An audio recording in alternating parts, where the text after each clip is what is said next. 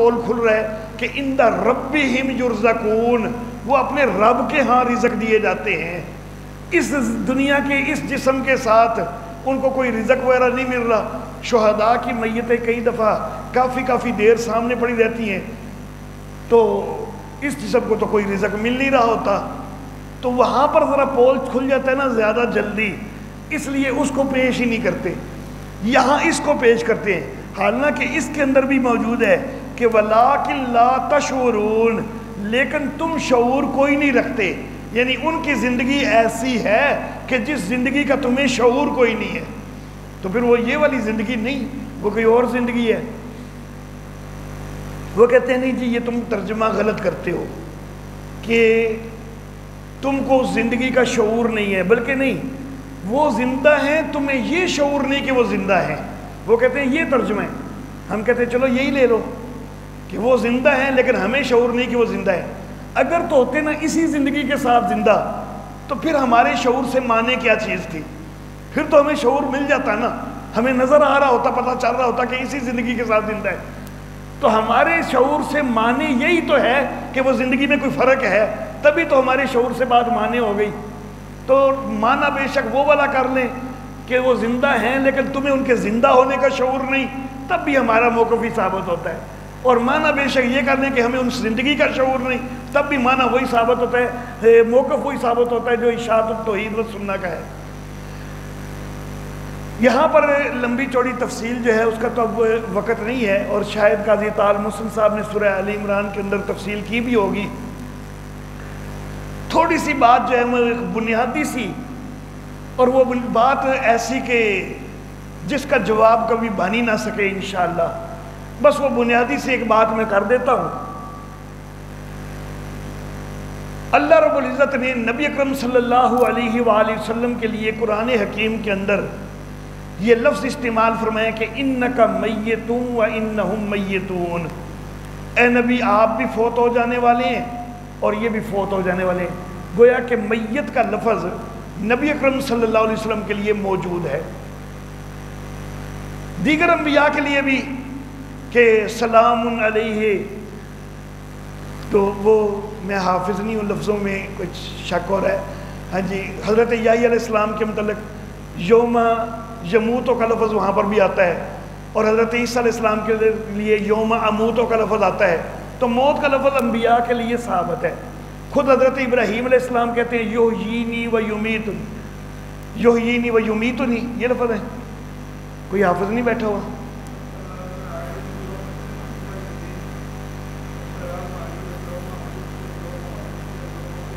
ہاں بس ہو گیا. یوم اموتو یہ حضرت عیسیٰ علیہ السلام کے متعلق ہے نا. یہ تو حضرت ابراہیم علیہ السلام کہ وہی مجھے زندہ کرتا ہے، مجھے مارے گا بھی. تو انبیاء کے لیے موت کا لفظ قرآن حکیم میں ثابت ہے، کئی جگہ ثابت ہے. اب خود قرآن سے پوچھ لیں کہ موت کہتے کس کو ہیں.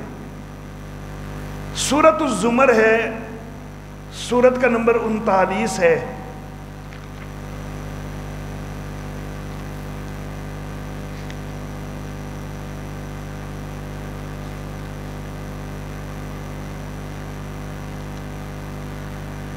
اللہ اللہ. اچھا جی، اور یہاں پر آیت نمبر جو ہے وہ 42. لیکن اس سے پہلے میں یہ بھی توجہ دلا دوں کہ خود نبی اکرم صلی اللہ علیہ وسلم کے لیے جو موت کا لفظ آیا ہے نا، وہ بھی اسی سورہ زمر میں ہی آیا ہے. انک میتون و انہم میتون، یہ آیت نمبر 30 کے اندر آیا ہے، وہ یہ بھی سورہ زمر میں ہی آیا ہے. تو سورہ زمر ہی نبی اکرم صلی اللہ علیہ وسلم کی موت کا تذکرہ کر رہی ہے، اور سورہ زمر ہی موت کی کیفیت بتا رہی ہے کہ موت کہتے کس کو ہیں. اللہ فرماتے ہیں کہ اللہ یتوفی الانفس، اللہ جانوں کو قبض کر لیتے ہیں، حین موتہا، ان کی موت کے وقت، والتی لم تمت فی منامہا، اور جو کہ ابھی جن کی وفات نہیں ہونی تو ان کی بھی اللہ جانیں قبض کرتے ہیں، لیکن ان کی نیند میں. موت والے کی بھی جان قبض کرتے ہیں اللہ، نیند والے کی بھی جان قبض کرتے ہیں. یہ اللہ نے دونوں کی جان قبض کر لی، لیکن ہمیں فرق نظر آ رہا ہوتا ہے. نیند والا جو ہے وہ کروٹیں لیتا ہے، موت والا نہیں لیتا. نیند والا کئی دفعہ بڑبڑاتا ہے، موت والا نہیں بڑبڑاتا. نیند والا کئی دفعہ نیند میں چل بھی پڑتا ہے، موت والا نہیں چلتا. ہمیں یہ سارے فرق نظر آتے ہیں. تو روح تو دونوں کی قبض ہوئی ہے، لیکن فرق ہمیں نظر آ رہا ہے. اس فرق کی بنیاد کیا ہے؟ اللہ رب العزت آگے وہ بنیاد بھی بتلاتے ہیں کہ ایک فرق تمہیں نظر آ رہا ہے نا، اور ایک وہ فرق ہے کہ جو میں تمہیں بتاتا ہوں کہ فَيُمْسِكُ الَّتِي قَضَىٰ عَلَيْهَا الْمَوْتِ، روک رکھتا ہے اللہ اس کو کہ جس پر موت کا فیصلہ ہو چکا. وَيُرْسِلُ الْأُخْرَىٰ إِلَىٰ أَجَلٍ مُّسَمًّى، اور جو دوسری ہے، دوسری کون سی؟ نیند والی، اس کو بھیج دیتا ہے ایک مقررہ مدت کے لیے. جب وہ مقررہ مدت موت والی آ جائے گی تو اس کی بھی روک لی جائے گی. تو اللہ فرماتے ہیں کہ ایک کی روح بھی میں قبض کرتا ہوں، دوسرے کی بھی قبض کرتا ہوں، لیکن ایک کی مسلسل روکی ہوئی، دوسرے کی واپس جانے والی ہے. تو گویا کہ دوسرے کا ابھی اس جسم سے تعلق دوبارہ بن رہا ہے، تو اس کا تو ابھی اس جسم سے تعلق چونکہ ہے، اس کو تھوڑی دیر بعد پھر ادھر لانا ہے، پھر اگلی نیند میں دوبارہ لینا ہے، پھر ادھر لانا ہے. اس کا تو اس سے تعلق ہے، لیکن جو موت والی ہے اس کا تعلق کوئی نہیں، وہ میں نے روک لی ہوئی ہے. تو یہ فرق وہ واضح ہو گیا. اسی وجہ سے جو موت والا ہے وہ نہیں جو ہے وہ بولتا نہیں، سے وہ خراٹے لیتا نہیں، وہ کروٹیں لیتا، نیند والا لیتا ہے. فرق ہے دونوں کے اندر.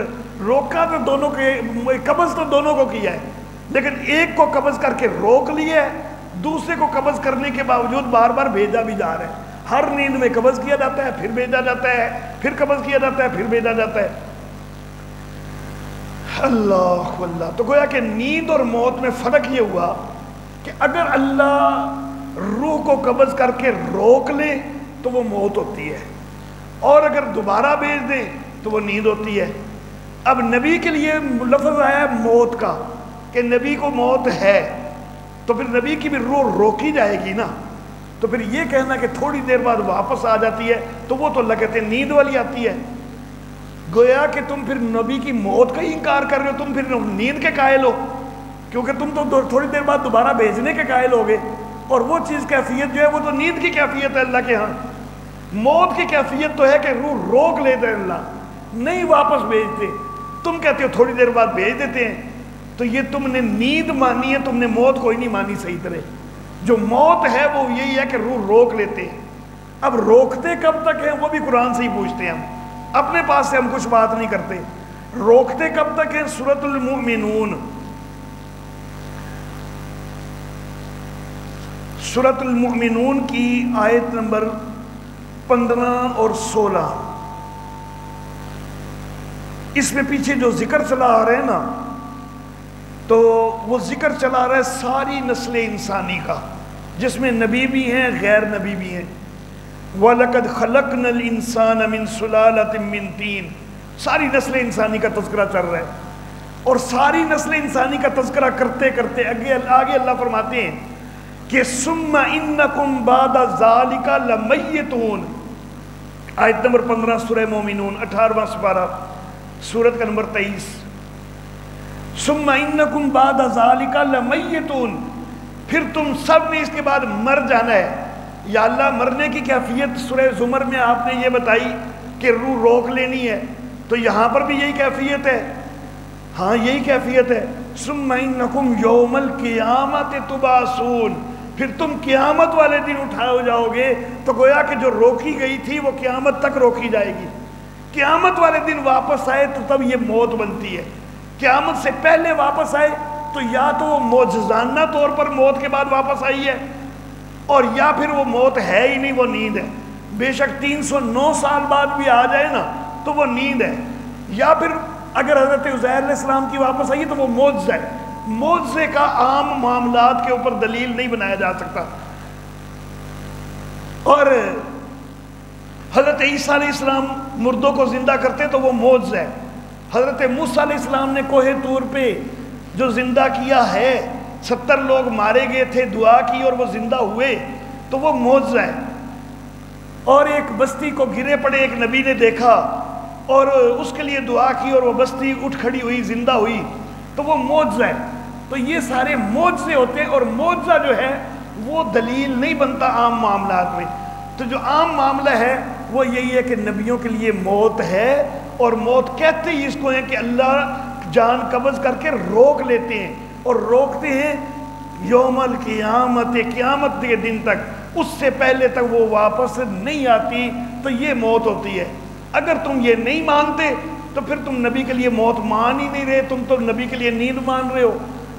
حالانکہ اللہ نے کہا ہے کہ انک میت وانہم میتون، تو اللہ کی بات مان لو، وہ نبیوں کے اوپر واقعی موت آنی ہے، اور موت اسی کو کہتے ہیں کہ قیامت تک روح روکی جائے۔ تو جب اللہ روک رہے ہوں تو پھر مولوی تو کوئی کھچ کھچ کے واپس لے آ کوئی نہیں سکتا۔ اللہ اللہ،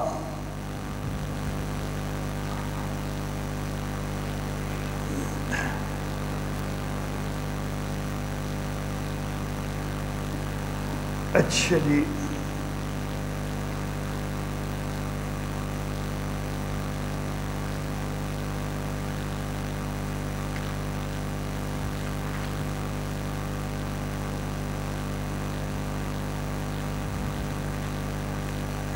اچھا جی، وَلَا تَقُولُوا لِمَنْ يُقْتَلُ فِي سَبِيلِ اللَّهِ أَمْوَاتٌ، اور نہ کہو ان کو کہ جو مارے جائیں اللہ کی راہ میں مردہ، بل احیاء، بلکہ وہ زندہ ہیں، وَلَٰكِن لَا تَشْعُرُونَ، اور لیکن تم شعور نہیں رکھتے۔ کیوں؟ اس لیے کہ وہ یہ والی زندگی کے ساتھ زندہ نہیں، وہ تو برزخ کی زندگی سے زندہ ہیں جس کا تمہیں شعور کوئی نہیں ہے۔ وَلَنَبْلُوَنَّكُمْ بِشَيْءٍ مِّنَ الْخَوْفِ، اور البتہ ہم تم کو آزمائیں گے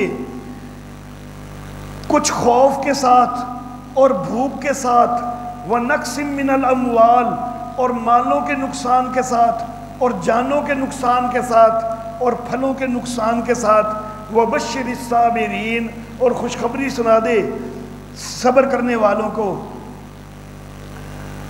الَّذِينَ إِذَا أَصَابَتْهُمْ مُصِیبَةٌ، صبر کرنے والے وہ کہ جب ان کو کوئی مصیبت پہنچتی ہے تو وہ کہتے ہیں کہ بے شک ہم اللہ کے لیے ہیں اور بے شک اسی کی طرف لوٹ کے جانا ہے۔ اولئک علیہم صلوات، یہ وہ لوگ ہیں کہ جن کے اوپر شاباشیں ہیں ان کے رب کی طرف سے، اور ان کے اوپر رحمت ہے۔ وَأُولَئِكَ هُمُ الْمُهْتَدُونَ، اور وہی لوگ ہیں ہدایت والے۔ ان الصفا والمروہ من شعائر اللہ، بے شک صفا اور مروہ یہ اللہ کے شعائر میں سے ہیں۔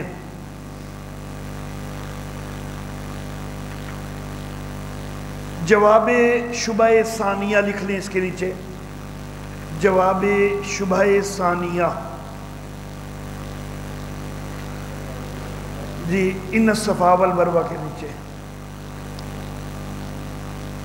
جواب شبہ ثانیہ، بے شک صفا اور مروہ اللہ کے شعائر میں سے ہیں، پس جو کوئی بیت اللہ کا حج کرے یا عمرہ کرے تو کوئی حرج نہیں کہ ان دونوں کے درمیان طواف کرے، اور جو کوئی خوشی سے کرے کوئی نیکی تو بے شک اللہ قدردان ہے، جاننے والا ہے۔ شبہ دوسرا یہ تھا، پہلا شبہ تحویل قبلہ کے متعلق وہ پیچھے گزر چکا، دوسرا شبہ یہ تھا کہ آپ تو بڑا مسلمانوں یہ کہتے ہو کہ بت پرستی حرام ہے، شرک حرام ہے، خود تم صفا اور مروہ کے درمیان دوڑیں لگاتے ہو، حالانکہ صفا اور مروہ کے درمیان دوڑیں وہ تو اصاف اور نائلہ کو خوش کرنے کے لیے تھیں۔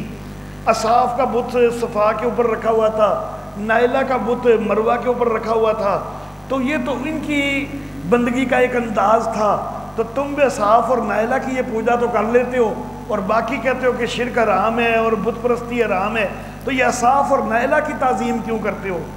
تو فرمایا کہ نہیں، اصاف اور نائلہ کی تعظیم والا معاملہ کوئی نہیں، یہ اللہ کے شاعر ہیں، یہ اللہ کے شاعر ہونے کی وجہ سے تعظیم کرتے ہیں ہم۔ وہ تو بدبخت لوگوں نے وہاں پر بت بنا کے رکھ دیے، تو اس کا یہ تو مطلب نہیں ہو گیا کہ یہ صحیح جو ہے یہ ان کے لیے ہو گئی، صحیح تو اس سے پہلے سے جو ہے وہ شریعت ابراہیمی کے اندر رائج ہے، یہ بت تو بعد میں کسی نے جا کے وہاں پر بنا کے رکھے ہیں، بلکہ بنا کے کیا رکھے ہیں، یہ اللہ نے ان کو، یہ زناکار مرد اور عورت تھے اور اللہ نے جو ہے وہ ان کو مسخ کر دیا تھا، اور لوگوں نے ان کے جو وجود جو کہ مسخ شدہ تھے تو وہ وہاں پہ لا کے رکھ دیے تھے۔ صفا اور مروہ اللہ کے شاعر میں سے ہیں، جو کوئی حج کرے بیت اللہ کا یا عمرہ کرے تو اس کے اوپر کوئی حرج نہیں کہ وہ ان کے درمیان طواف کرے۔ اللہ اللہ، یہ جو لفظ ہیں کہ کوئی حرج نہیں کہ طواف کرے، تو بظاہر اس سے یہ لگ رہا ہے کہ پھر طواف کوئی لازم تو نہیں، یعنی صحیح جو ہے صفا اور مروہ کے درمیان، حالانکہ صحیح عمرہ میں بھی لازم ہے، حج میں بھی لازم ہے، لیکن یہاں پر لفظ صرف اتنے کہ کوئی حرج نہیں کہ کر لے، تو پھر بظاہر یہ لگ رہا ہے کہ نہ بھی کرے تو تب بھی کوئی حرج نہیں، لیکن ایسا معاملہ نہیں ہے۔ اصل میں معاملہ یہ ہے کہ چونکہ ان کے درمیان صحیح کو حرج سمجھا جانے لگا تھا کہ ان کے درمیان جو صحیح ہے وہ اصحاف اور نائلہ کی تعظیم کی وجہ سے ہے، تو پھر ہمیں نہیں کرنی چاہیے۔ تو اس چیز کو رد کرنے کے لیے اللہ نے کہا کہ نہیں، تم جو حرج سمجھتے ہو وہ غلط سمجھتے ہو، ان کی صحیح کرنی چاہیے۔ باقی تفصیلی بات جو ہے اگر وہ اس آیت مبارکہ کے متعلق میں کروں تو وقت کافی زیادہ لگ جائے گا۔ مجبوری اب یہ ہے کہ ہمارے پاس وقت بہت تھوڑا ہے، اس لیے اس کے اوپر جو ہے وہ تفصیلی بات فی الوقت نہیں کی جا سکتی۔ یہ مختصر سا جو ہے وہ جو اہم بات تھی تو اس کو میں نے ذکر کر دیا۔ ان الذین یکتمون ما انزلنا من البینات، زجر برائے اہل کتاب، زجر برائے اہل کتاب، بے شک وہ لوگ کہ جو چھپاتے ہیں جو ہم نے نازل کیا واضح دلائل اور ہدایت، بعد اس کے کہ ہم نے اس کو بیان کر دیا لوگوں کے لیے کتاب میں، تو وہ لوگ ہیں کہ ان کے اوپر اللہ کی لعنت ہے اور لعنت کرنے والوں کی لعنت ہے، مگر وہ لوگ کہ جنہوں نے توبہ کی اور اصلاح کی اور انہوں نے بیان کر دیا۔ وہ پہلے وہ تھے نا کہ جو لوگ چھپاتے ہیں، تو انہوں نے چھپایا نہیں، انہوں نے حق بیان کر دیا، تو یہ لوگ ہیں کہ میں ان کی طرف متوجہ ہوتا ہوں، میں ان کی توبہ قبول کرتا ہوں، اور بے شک میں توبہ قبول کرنے والا مہربان ہوں۔ ان الذین کفروا وماتوا، بے شک وہ لوگ جو کافر ہیں اور وہ مر گئے کفر ہی کی حالت میں، تو ان کے اوپر اللہ کی لعنت ہے، اور فرشتوں کی بھی اور سب انسانوں کی بھی لعنت ہے۔ خالدین فیہا، وہ اسی لعنت کے اندر ہمیشہ ہمیشہ رہیں گے، ان سے عذاب ہلکا نہیں ہوگا اور نہ ہی ان کو کوئی مہلت دی جائے گی۔ وَإِلَٰهُكُمْ إِلَٰهٌ وَاحِدٌ لَا إِلَٰهَ إِلَّا هُوَ، اور تمہارا معبود ایک ہی معبود ہے، الرحمن الرحیم، اچھا اس کے سوا کوئی معبود نہیں، وہ بڑا مہربان ہے، نہایت رحم کرنے والا ہے۔ اس کے نیچے لکھ لیں آیت توحید نمبر 2، آیت توحید نمبر 2۔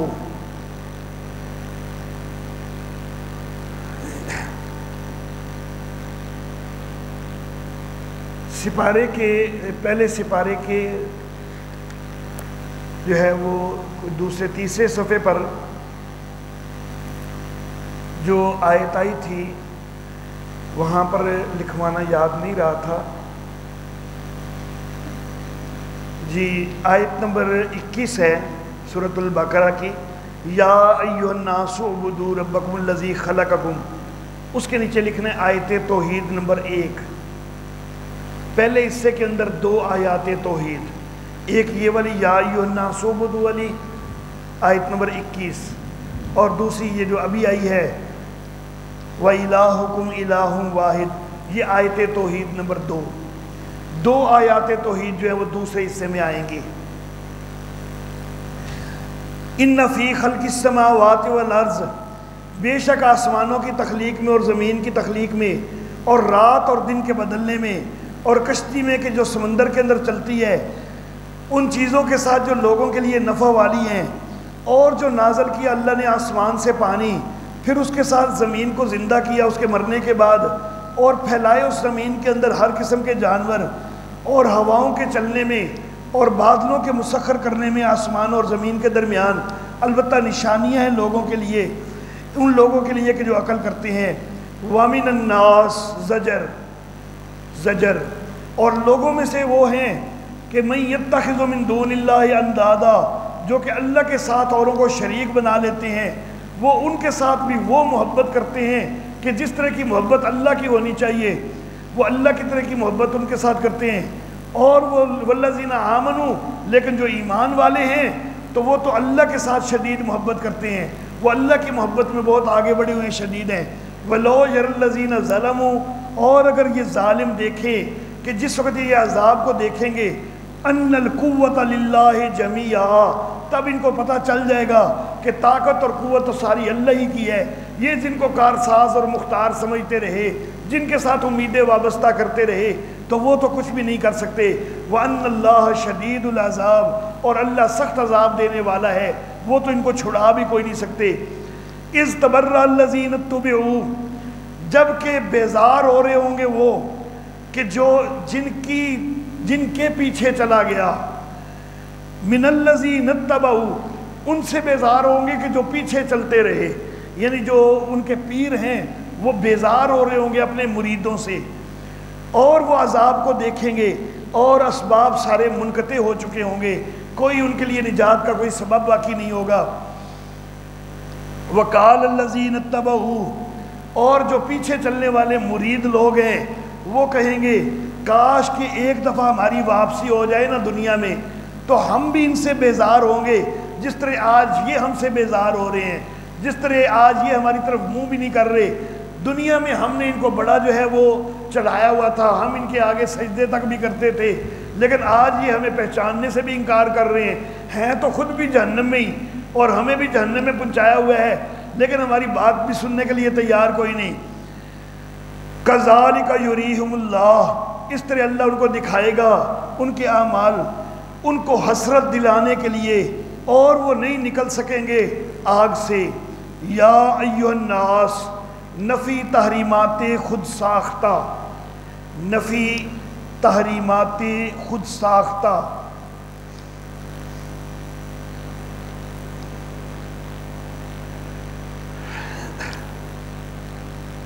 شرک فعلی کا یہ عنوان ہے، تو شرک فعلی کا مضمون جو ہے وہ یہاں سے بیان ہو رہا ہے، نفی تحریمات خود ساختہ۔ لوگوں کھاؤ پاکیزہ چیزیں زمین سے، جو اچھے کھاؤ حلال اور طیب چیزیں زمین سے، جو اللہ نے تمہیں حلال اور طیب دیا ہے ان کو کھایا کرو، اپنے پاس سے حرمتیں نہ بنانے لگ جایا کرو کہ جی یہ فلاں بابا جی کے نام پہ یہ گائے چھوڑ دی ہے، اب اس کو کوئی ذبح نہیں کر سکتا، کوئی کھا نہیں سکتا، یہ بکرا فلاں پیر صاحب کے نام پہ چھوڑ دیا ہے، اس طرح کی حرمتیں نہ بنایا کرو، جو حلال ہے طیب ہے اس کو کھایا کرو۔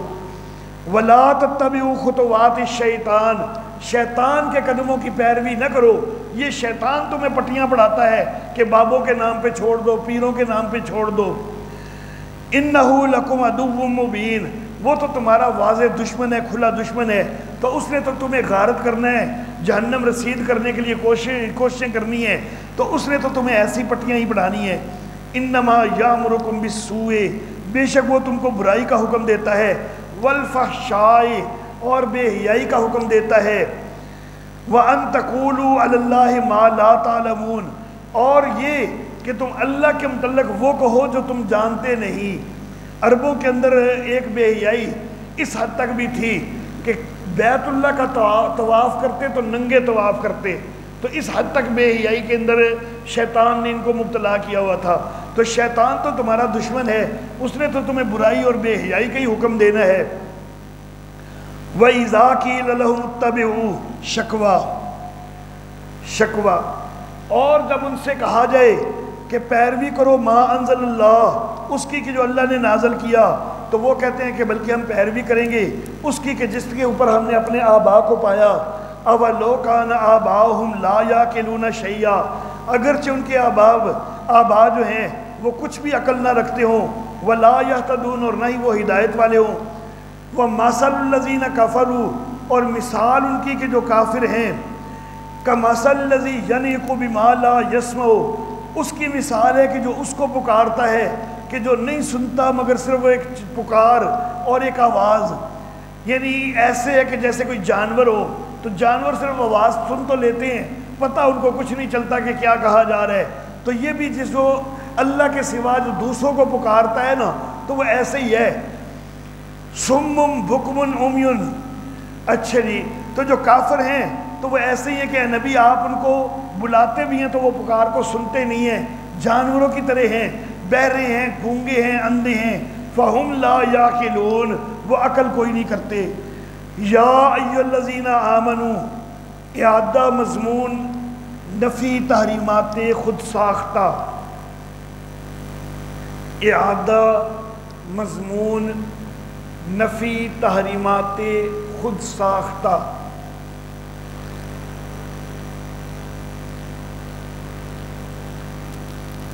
اللہ اکبر۔ ایمان والو کھاؤ پاکیزہ چیزیں جو ہم نے تم کو رزق دی ہیں، تو پاکیزہ چیزوں میں جو ہے بلا وجہ حرمتیں نہ بنایا کرو بلکہ کھایا کرو اور شکر ادا کرو اللہ کا اگر تم اسی کی بندگی کرتے ہو۔ انما حرم علیکم المیتۃ، اچھا جی، تحریم نیازات غیر اللہ، تحریم نیازات غیر اللہ، تحریم حرمت سے حرام ہونا کہ غیر اللہ کے نظر و نیاز جو ہے وہ حرام ہے۔ انما حرم علیکم المیتۃ، سوائے اس کے نہیں کہ حرام کیا ہم تم پر مردار کو اور خون کو اور خنزیر کے گوشت کو، وما اہل بہ لغیر اللہ، اور جس کے اوپر اللہ کے علاوہ کا نام لے دیا گیا ہو۔ سورہ مائدہ کے اندر غالباً قاضی تعال محسن صاحب وہ اس کی کافی تفصیل جو ہے وہ کر چکے ہوئے ہیں، اس لیے دوبارہ دہرانے کی کوئی ضرورت نہیں ہے۔ اشارتاً بس اتنی بات کر دیتا ہوں کہ 4 چیزیں یہ قرآن حکیم کے اندر مختلف مقامات پر اسی ترتیب سے ان کا حرام ہونا قرار دیا گیا ہے۔ چاروں کی ترتیب قرآن حکیم میں جہاں جہاں پر بھی ذکر آئی ہے یہی ہے کہ مردار، پھر خون، پھر خنزیر کا گوشت، اور پھر وہ کہ جس کے اوپر اللہ کے علاوہ کا نام پکار دیا گیا ہو۔ تو معلوم ہوتا ہے کہ اس ترتیب کے اندر بھی کوئی خاص حکمت ہے، اور وہ حکمت ہمیں یہ نظر آتی ہے کہ مردار ان میں سے سب سے چھوٹا حرام ہے، کیونکہ مردار حرام تو ہے لیکن نبی اکرم صلی اللہ علیہ وسلم نے مردار میں سے بڑا سارا استثناء کر دیا کہ 2 مردار تمہارے لیے حلال ہیں، مچھلی بھی اور ٹڈی بھی، اور مچھلی کی پھر بڑی ساری اقسام ہے وہ ساری حلال ہو گئی۔ تو مردار کے اندر سے بڑا سارا استثناء ہو گیا، مردار حرام ہونے کے باوجود بڑے سارے مردار حلال بھی ثابت ہو گئے۔ خون حرام ہے لیکن جی اور خون حرام ہے لیکن اس کے اندر بھی نبی اکرم صلی اللہ علیہ وسلم نے استثناء کر لیا کہ جگر اور تلی جو ہے تو وہ بھی خون ہے لیکن وہ حلال ہے، تو اس کے اندر استثناء لیکن تھوڑا سا ہوا ہے، تو معلوم ہوتا ہے کہ یہ اس سے بڑا حرام ہے۔ دوسری بات یہ کہ مردار بھی تو اسی خون کی وجہ سے حرام ہے، ذبح کیا گیا ہوتا تو یہ خون نکل جاتا تو وہ جانور حلال ہوتا، ذبح نہیں کیا گیا یہ خون اس کے اندر رہ گیا اسی وجہ سے جانور حرام ہو گیا، تو اس لیے مردار بھی چونکہ خون ہی کی وجہ سے حرام ہوا ہے تو اصل بڑا حرام جو ہے وہ خون ہوا، اور خنزیر کا گوشت اس سے بھی بڑا حرام۔ خنزیر کے اندر صرف بعض علماء نے ایک استثناء کہا ہے کہ صرف خنزیر کے بال استعمال کیے جا سکتے ہیں چمڑا سینے کے لیے، لیکن اکثر کہتے ہیں کہ نہیں یہ بھی اجازت کوئی نہیں، تو خنزیر کے اندر جو ہے وہ استثناء اگر کیا بھی گیا ہے تو بڑا معمولی، اور حدیث کے اندر تو استثناء کوئی نہیں۔ مردار میں اور خون میں حدیث میں استثناء آیا ہے، خنزیر میں حدیث میں کوئی استثناء نہیں ہے۔ بہرحال اس سے معلوم ہوا خنزیر ان سے بھی بڑا حرام ہے۔ تو جب یہ پہلے تینوں کے اندر ایک ترتیب سعودی چل رہی ہے چھوٹے سے بڑا حرام، تو پھر جو غیر اللہ کے نام کا ہے جس کے اوپر اللہ کے علاوہ کا نام لے لیا گیا ہے تو وہ سب سے بڑا حرام ہے۔ اب یہ کوئی ضروری نہیں کہ جانور ہی ہو، کوئی بھی چیز جس کو اللہ کے علاوہ کی رضا کے لیے دیا گیا ہو، اللہ کے علاوہ کسی اور کو راضی کرنے کے لیے کچھ بھی جو ہے وہ دیا گیا ہے، خواہ وہ کھیر ہے، خواہ وہ حلوہ ہے، خواہ وہ کوئی جانور ہے، جس کے اوپر بھی غیر اللہ کا نام لے دیا گیا، جس کو غیر اللہ کے لیے نامزد کر دیا گیا تو وہ سب سے بڑا حرام ہے۔